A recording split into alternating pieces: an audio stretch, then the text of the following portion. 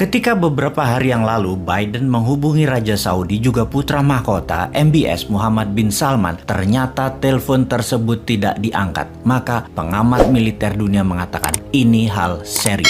Kita tahu Amerika sebagai polisi dunia merasa harus mengendalikan harga minyak bumi agar dunia tidak terjadi inflasi dan membahayakan seluruh kehidupan makhluk di bumi ini akan naiknya harga-harga kebutuhan pokok. Kita semua paham kalau demand kebutuhan meningkat, persediaan terbatas, maka harga pasti naik. Rusia yang saat ini merupakan pengekspor 5 juta barel per hari minyak, ditambah Ukraina yang juga penghasil minyak, di mana sanksi ekonomi diberlakukan ke produk Rusia, sementara Ukraina negaranya sudah tidak berfungsi secara ekonomi, maka saat ini harga minyak bumi sudah mencapai ke $125 per barel. Untung Uni Emirat Arab bisa menerima usulan Amerika akan segera meningkatkan produksinya sehingga di sisi supply tersedia banyak, dan rumor itu cukup membuat harga minyak bumi turun ke harga $106 per barelnya hari ini. Namun Arab Saudi, penghasil 40% kebutuhan dunia akan minyak, tidak mau meningkatkan kapasitasnya karena sangat menikmati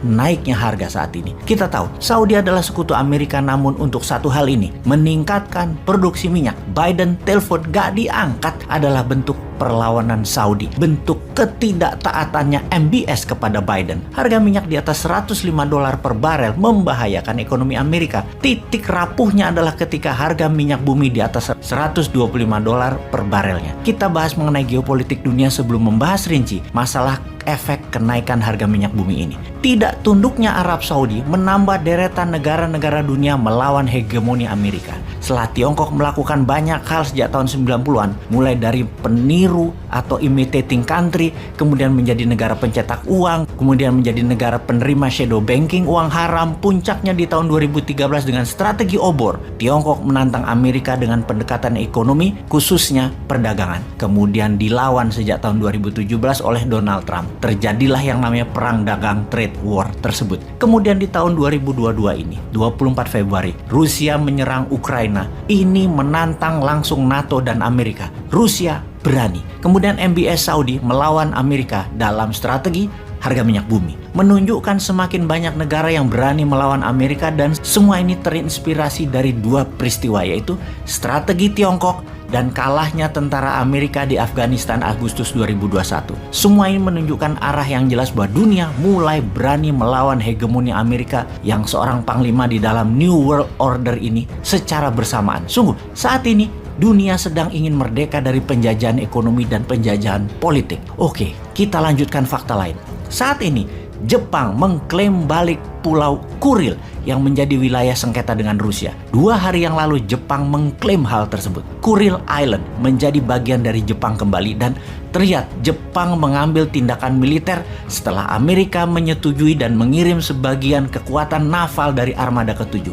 Kuril Island sangat dekat dengan Okinawa, markasnya Armada ke-7, markasnya The Seventh Fleet. Apapun itu menandakan ketegangan semakin meningkat di dunia ini. Kita harus waspada. Indonesia harus waspada. Pemimpin tertinggi di banyak negara hampir semuanya sudah memberikan nation speech atau pidato kenegaraan resmi kepada rakyatnya apa yang negara akan lakukan kalau skenario terburuk terjadi. Oh, gua lupa. Bos tertinggi kita semuanya nggak pernah formal ngomongnya, terkadang terkesan no direction, sehingga menteri utama yang mengarahkan perintahnya, bukan seperti Zelensky yang memimpin langsung dengan gagahnya tanpa pakai menteri-menterinya.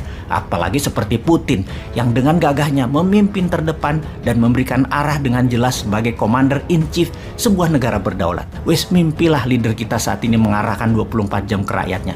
Nanti aja tunggu Numan urusan bernegara yang directed leadershipnya jalan. Kembali ke topik. Perlawanan terhadap Amerika ternyata bertambah. Siapa lagi yang melawan? Negara Eropa Barat. Hingga hari ke-15 penyerangan Rusia ke Ukraina, tidak juga melakukan sanksi ekonomi secara utuh ke Rusia. Eropa Barat masih beli minyak bumi dan gas dari Rusia. Perdebatan sengit antar kepala negara Eropa dengan Amerika di meja NATO dan di meja bilateral menyatakan mereka tidak kompak. Pastinya mereka tidak berani memberikan sanksi utuh ke Rusia karena ketergantungan dengan Rusia atas energi. Inilah yang menjadi unik dari perang di Ukraina ini, karena demikian rumitnya hubungan koneksi perdagangan tersebut. Rusia itu penghasil gandum 50% dunia, penghasil 12% minyak bumi, dan produsen nomor 3 terbesar atas oil and gas, di mana Eropa Barat 60% bergantung kepada Rusia dalam hal energi, ketidaktaatan Eropa Barat membuat Amerika pusing.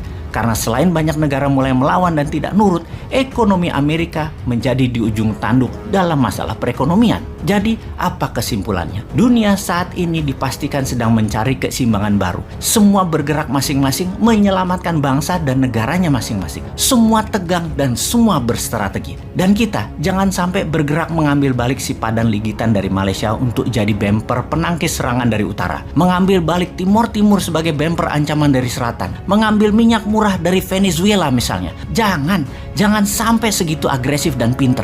Jangan, tetaplah tidak peduli, tetaplah ngurusi proyek-proyek, dan tetaplah perpanjangan jabatan tersebut.